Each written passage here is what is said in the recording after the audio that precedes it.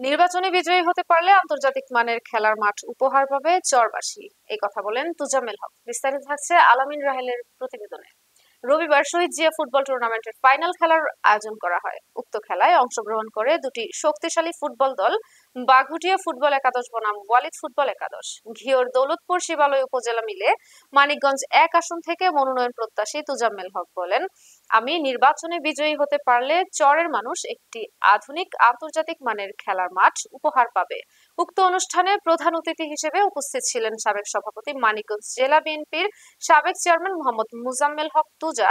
বিশেষ অতিথি হিসেবে উপস্থিত ছিলেন আজিজুল হক অপু, অ্যাডভোকেট এপিপি জজ কোর্ট মানিকগঞ্জ, ইঞ্জিনিয়ার মোহাম্মদ লুৎফর রহমান খান। বিশেষ অতিথি আজিজুল হক অপু বলেন, খেলাধুলায় মিশে থাকলে মাদক থেকে যুব সমাজ মুক্ত থাকবে। মাদকের অভিশাপে যুব সমাজ ধ্বংসের দ্বার প্রান্তে, তাই যুব সমাজকে খেলাধুলায় উদ্বুদ্ধ করতে হবে। বাঘুটিয়া ফুটবল একাদশ 1 এবং ওয়ালিদ ফুটবল একাদশ রোহা 1 গোলে ম্যাচটি ড্র পরে ট্রাইব্রেকারে বাঘুটিয়া বিজয়ী হয়। পরে প্রধান অতিথি এবং বিশেষ অতিথি বিজয়ীদের মাঝে পুরস্কার তুলে দেন।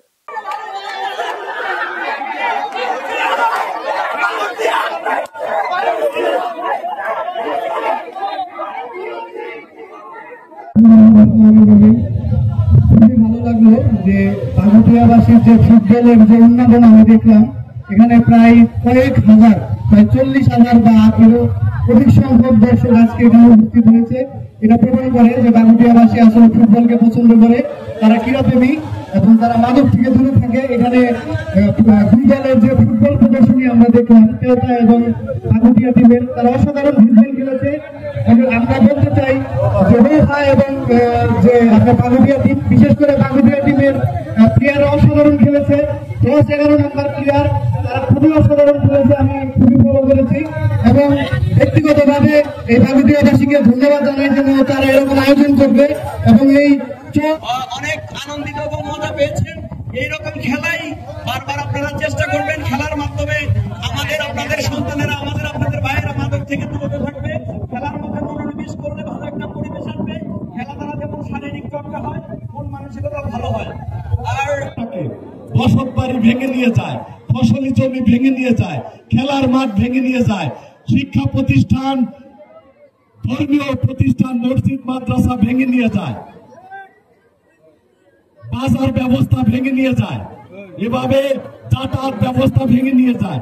নদী আমাদেরকে বছরের পর বছর নিঃস্ব করে চলেছে আমাদের এলাকাকে, কিন্তু নদী ভাঙন রোধে আমরা আজও কোনো কার্যকর ব্যবস্থা পরিলক্ষিত করি নাই।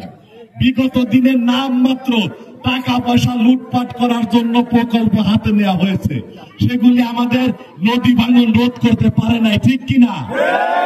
বিগত জালিম সরকারের সময়ে বিভিন্ন পর্যায়ের দামি সরকারের নেতা কর্মীরা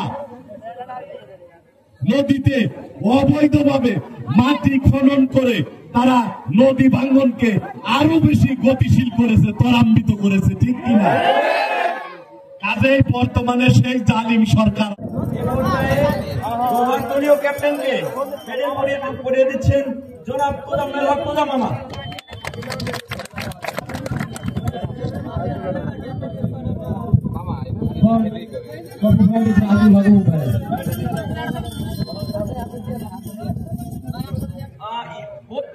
স্মার্ট টিভি পুরস্কার হিসেবে তুলে দিচ্ছেন আজকের অনুষ্ঠানের প্রধান অতিথি সহ আয়োজনের অন্যান্য সকলে। আসেন আসেন, আপনারা আসেন, রানার সাহেব দলের সকলে চলে আসেন, ছবি তুলে সকলে আসেন আসেন আসেন।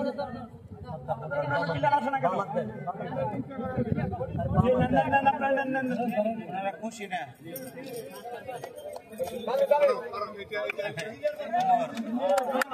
আমার ঘুমটা একটু আজকের অনুষ্ঠানের আকর্ষণীয় পর্ব চ্যাম্পিয়ন দলকে পুরস্কার তুলে দিচ্ছেন আজকের অনুষ্ঠানের প্রধান অতিথি জনাব তুজাম্মেল হক তুজা।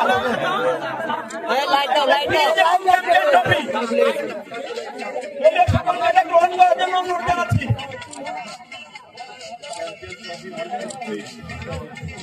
আজকের অনুষ্ঠানের চ্যাম্পিয়ন ট্রফি হলো ওয়ার্ল্ড 3।